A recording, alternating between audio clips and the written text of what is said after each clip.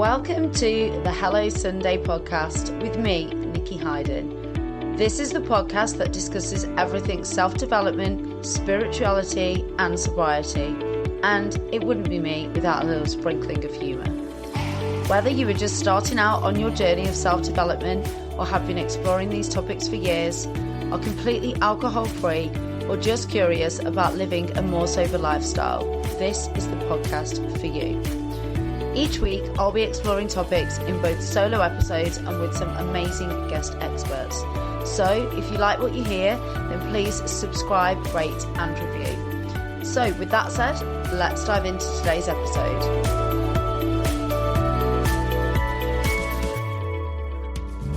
Hello, welcome, and for the OGs, welcome back to another episode of Hello Sunday. I hope you're all really good. I hope you've had a fab week. What have I been up to this week? I think I said in last week's episode that my parents, my family were coming up for a meal, which was absolutely stunning. Just gorgeous, gorgeous food. Lovely day, great company. And the day before that, my husband and I had also been out for food. We've got an amazing all-you-can-eat sushi restaurant in Leeds, but it's not, you know, that like crappy hard sushi that you get sometimes when it's been pre-made and gone around on a conveyor belt.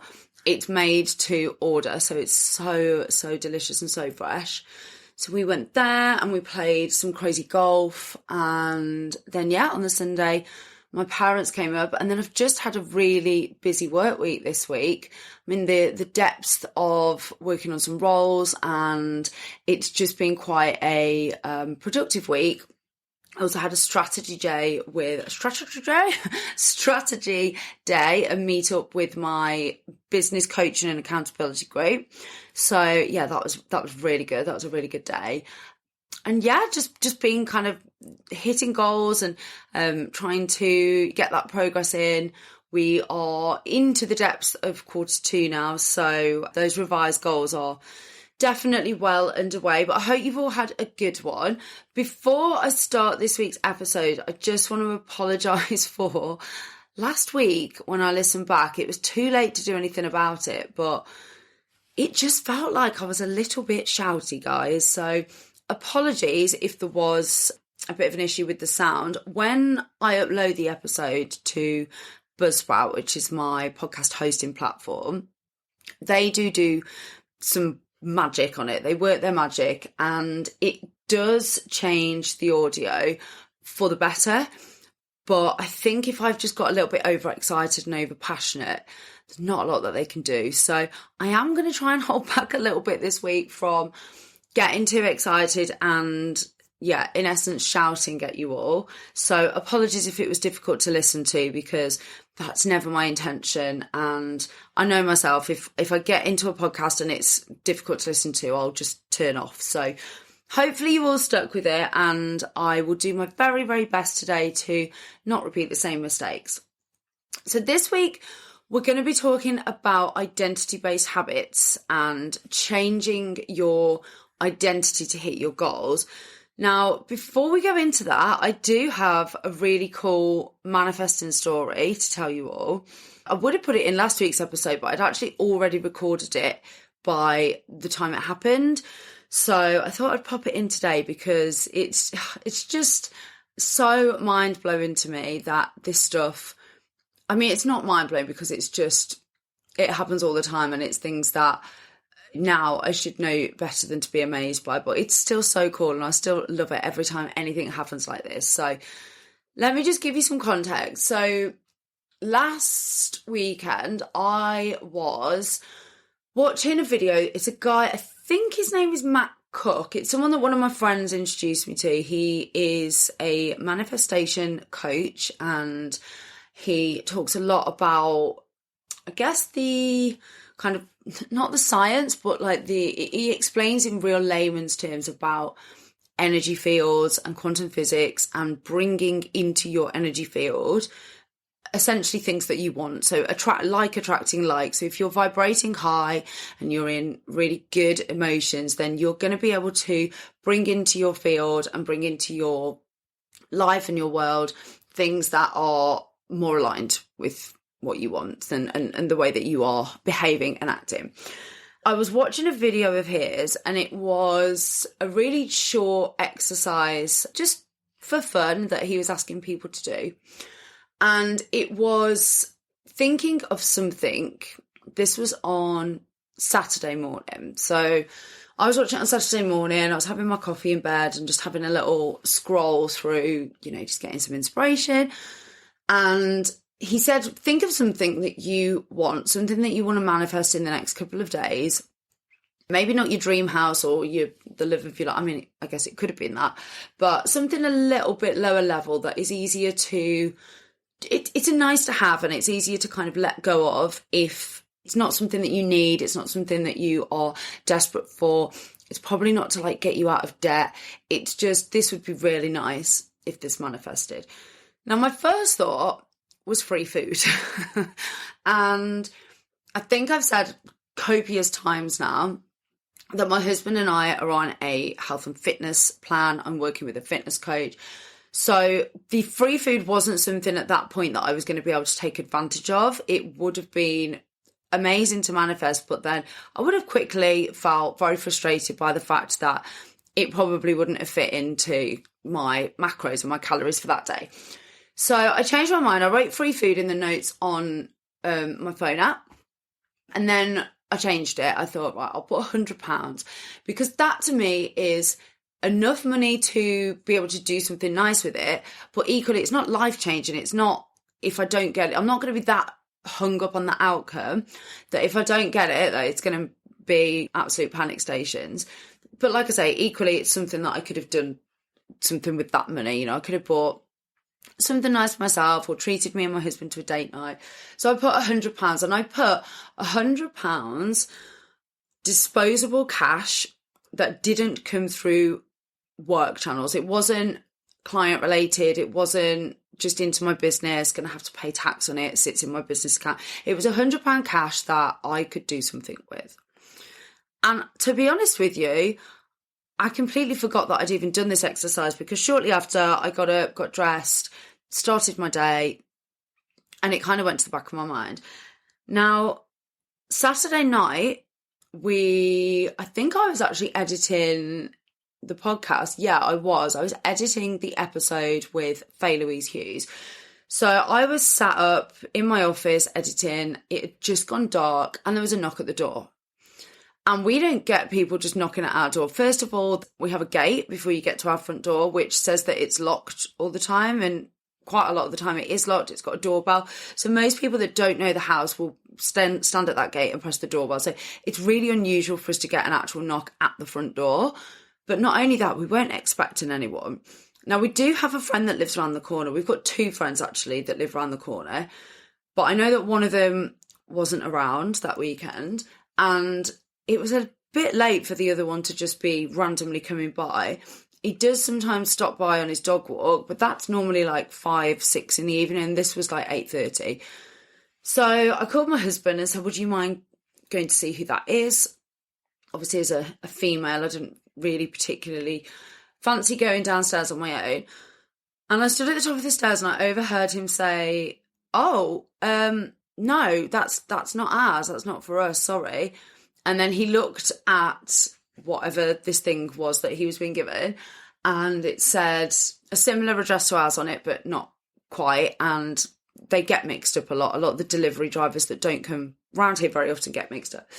So he shut the door, and I shouted down, what was that? And he said, oh, somebody's just literally handed me a pizza. And I was like, oh, okay, who's it for? And he said, oh, it was for the neighbours. And I thought, oh my gosh, free food. He literally got handed free food and then it got taken away. And if you remember, I said I changed that from what I'd asked to manifest. So we were literally given free food and then it was taken away. So that was that. And I didn't really think that much of it. I thought it was a bit strange. And then that was Saturday night. And then on Tuesday, I got a message from the founders of the business group that I'm part of to say, somebody's joined the group as part of your introduction. You brought them into the group, and therefore we're going to give you a referral bonus.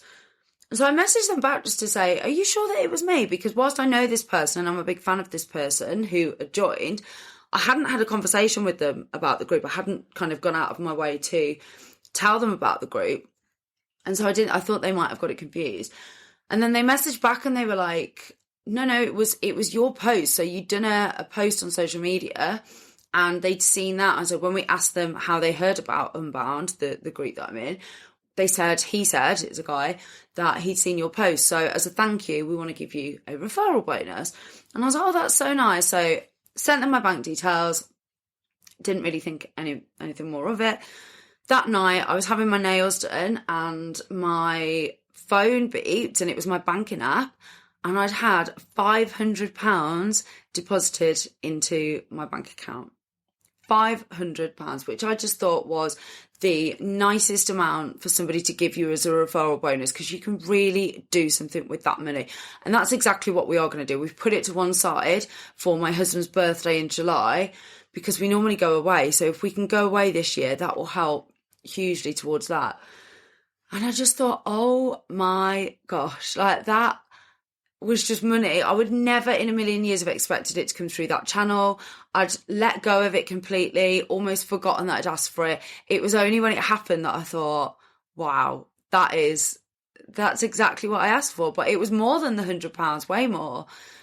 So I just wanted to share that, because I just think sometimes if you want something so badly and you hold on to that outcome and you constantly think about it, and sometimes it's just the desire-based manifestations, those that aren't actually going to impact your life in a huge way, but just that it would be nice to have. Those are the ones that always just happen for me. And it's because I surrender and let go and I don't attach anything to it. It's not, I remember telling you all about when we manifested the house, and that was a really tough process. And there was a lot of challenge and a lot of stickiness, and we got tested a lot. And these manifestations are never like that, because I'm not attached to the outcome. They just happen. And yeah, so that was, in a weird way, I got both of the things that I'd asked for, albeit the food got taken away because I'd unasked for it. So anyway, on to today's episode. It's probably not going to be a super long one, because this concept isn't, I guess it's not,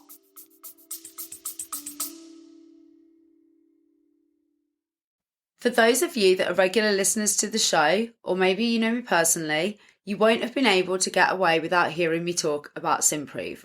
Simprove is a scientifically backed, water-based probiotic drink. You drink it daily, and it has been scientifically proven to help with things like bloating, IBS symptoms, pain. It was actually a dietitian friend of mine that introduced it to me last year, and I honestly wouldn't be without it now. It's helped with my energy, with my bloating, it's helped with my immune system, and also things like my skin. The list is honestly endless. Now, I have got a code for you. So if you'd like to try Simprove, you can get 50%, that's a massive 50% off your first 3-month subscription by going on to simprove.com and putting in the code Nikki50. That's NIKKI50, or clicking the link in the show notes. It's not that difficult to get your head around. It's difficult to do. And I think it's probably one of the most critical parts of manifesting, of creating the life that you want, changing your habits, hitting your goals. It is a tough one to do, and it's going to take practice, but it's definitely not tough to explain. So this isn't something that I'm going to dwell on and make more difficult than it needs to be, because I really want you to get the concept and then go and put it into practice straight away. Because if you can get this right, if you can look at your identity in relation to the goals that you want to achieve and change that identity in line with that, then you're going to nail what it is that you want to do. You're going to nail your goals, and you're going to be messaging me saying, Nikki, this stuff is happening. Like I'm achieving.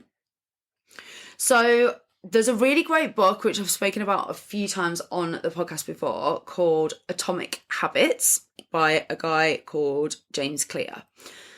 And he's not the first person to have spoken about this stuff, but he explains it in a really, really clear way. The irony with his surname being Clear.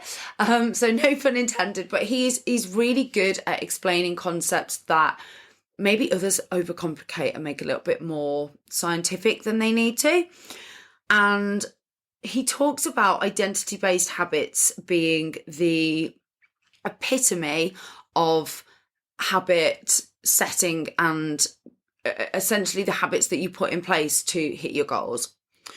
So essentially what he's saying in this is that if you want to hit a goal, you need to become the type of person that achieves that goal. You need to identify as the sort of person that would be 30 pounds lighter, or have their own business, or have this amazing life in the sun, or be an amazing parent, or whatever it is that you're struggling with at the moment. You need to become the sort of person that would be able to achieve that and embody the type of habits and practices that that person would embody.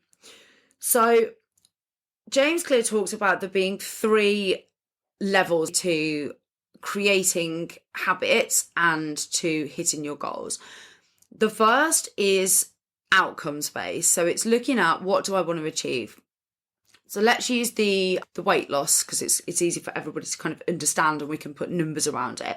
So let's say you wanted to lose, I don't know, 2 stone, which I think is like, 28 pounds for those who are listening that don't use that measure. So yeah, 2 stone, 28 pounds, however you want to say it. You've got a number that you want to hit in terms of weight loss. And that is the outcome. That is what you want to get. That is the outcome that you want to achieve.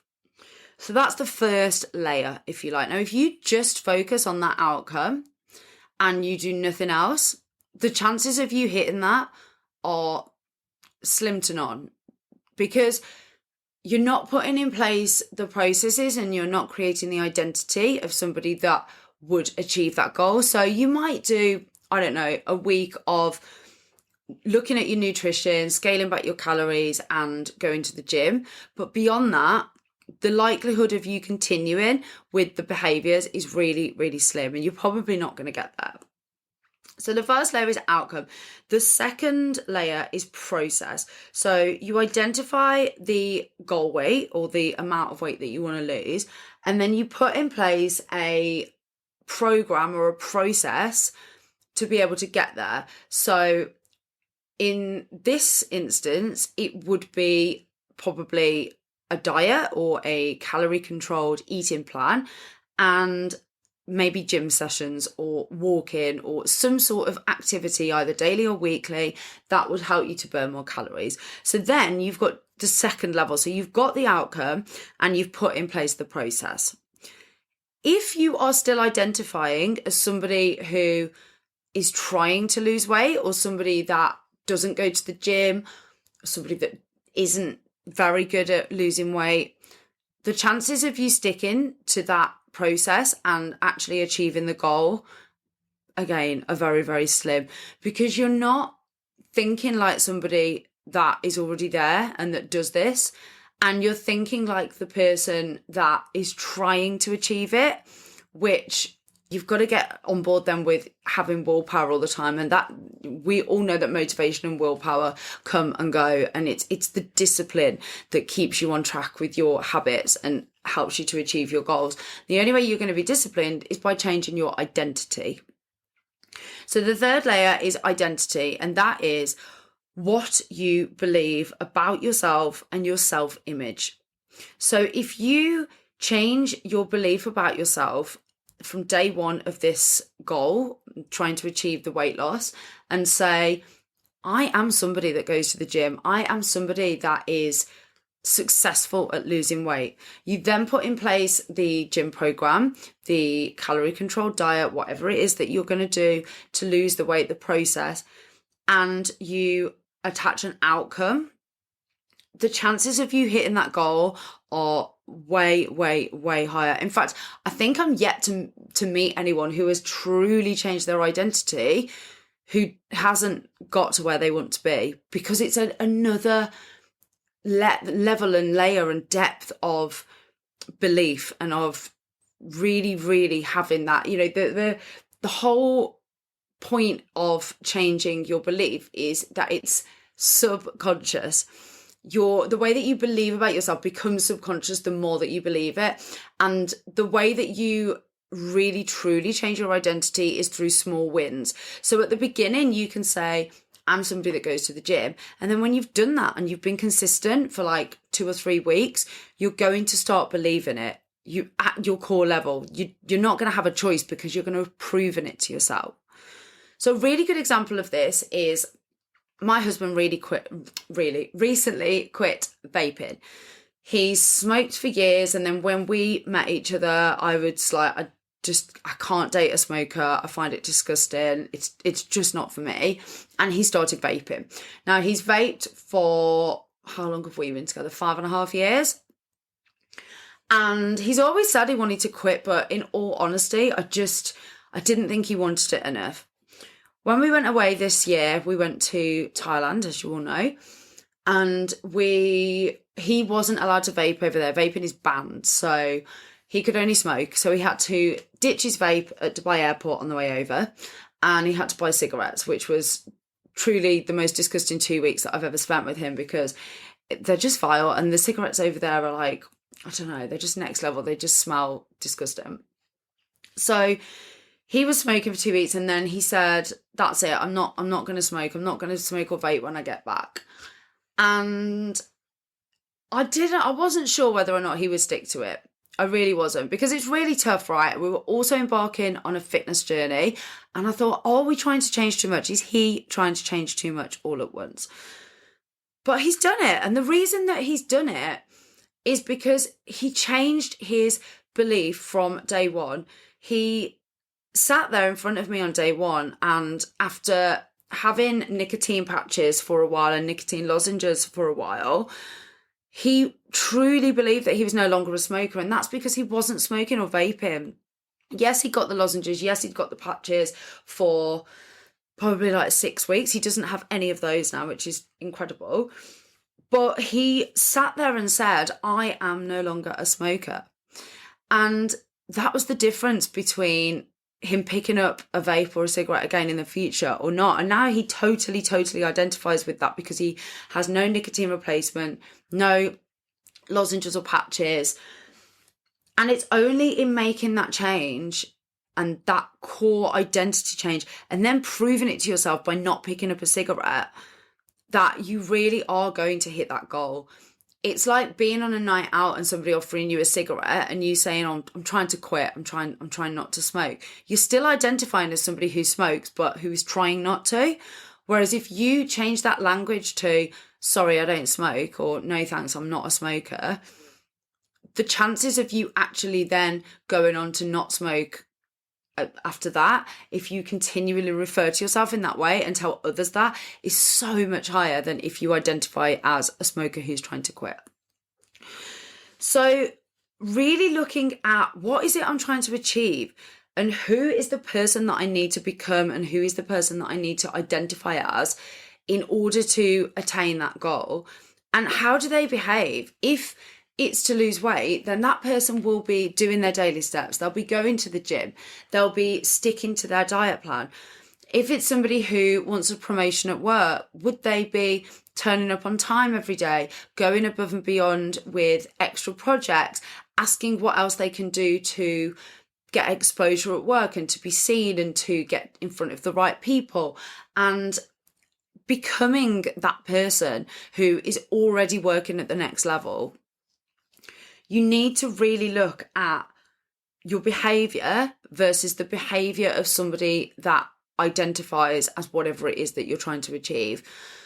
And if you do that, then that is the third layer of habit. Yes, of course, then you have to have the process in place. You can't just identify as a non-smoker and not quit smoking. You can't identify as a gym goer and then not go to the gym, because it's only by creating those small consistent wins that you will truly believe it in your heart of hearts. So on day one, saying you're not a smoker might feel like you're, lying. It might feel that you're not being honest with people.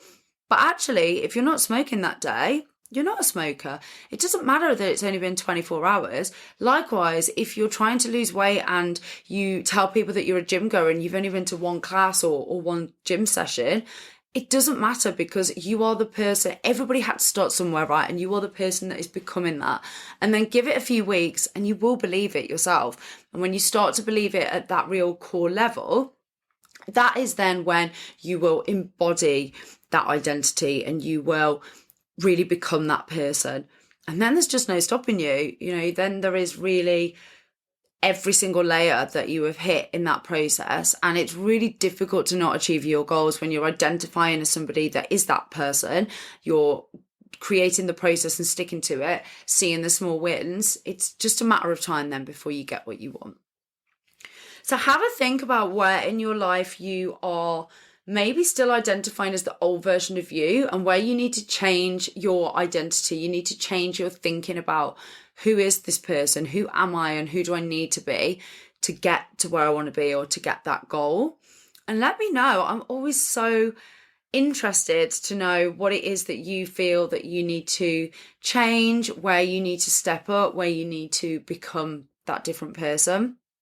For me, it was definitely embodying the mindset of a business owner last year. So I did feel at first like a bit of not a fraud, but I did feel like, I'm not really a business owner. I've only been doing this for a few weeks or a few months. And then, it got to the end of last year and I was like, well, I've done a year in business now. And then when I joined the accountability group this year, I was like, I actually am now an entrepreneur. I am a business owner. And it felt really good. And because I'd got that mindset, I know now that this year will be a success, even if things are a little bit tougher in the market at the moment, because I will have the agility of thinking to think like an entrepreneur and not just be stuck in my ways like maybe I would have done before I embarked on this journey. Equally, being a gym goer, this fitness journey's not been easy. Changing up your mindset, changing up your thinking, and having to look at your identity as somebody who does go to the gym 3 times a week and does sometimes turn down social plans that are going to derail her, and does stick to counting macros and looking at protein intake. That was all alien to me. But now I've been doing it for over 3 months and it's just second nature. So have a think about where you need to change your identity and change your self-image. And then ask yourself every day, would the type of person that achieves this goal do this behavior? Would they act in this way? And if not, what do you need to change up to make sure that you are acting like them, behaving like them, and then creating those small wins, which in turn will give you that reassurance that you're on the right path. So I hope that's really helped. As always, I would absolutely love it if you could share this podcast with your networks, with your social media following. Please, please, please go and follow the show on whatever platform you listen to. That is the biggest thing that helps us to get this out there. And also, I haven't had a review in quite a while now. I think the last one was February, which is really sad because I look at those reviews and they give me such joy. And yeah, I think the last one was quite a while ago. So if any of you are listening and you've not yet reviewed and you feel like you would like to do your girl a solid, then I would absolutely love you to write a review. You can only do it on Apple, but you don't have to listen on Apple to write the review on Apple. You can just go onto the Apple platform and write the review, even if you listen on Spotify or Amazon or wherever else. But yeah, if you could do that, I would be super, super grateful. And likewise, if there are any ideas for future episodes, anything you want me to talk about or cover, then again, please do drop into the inbox. All the details will be at the end of the show. So have a fantastic week and I will see you all again next Sunday. Thanks for listening. You can find us on Instagram at HelloSundayPod, or you can email us on hellosundaypod@outlook.com. Have a great week.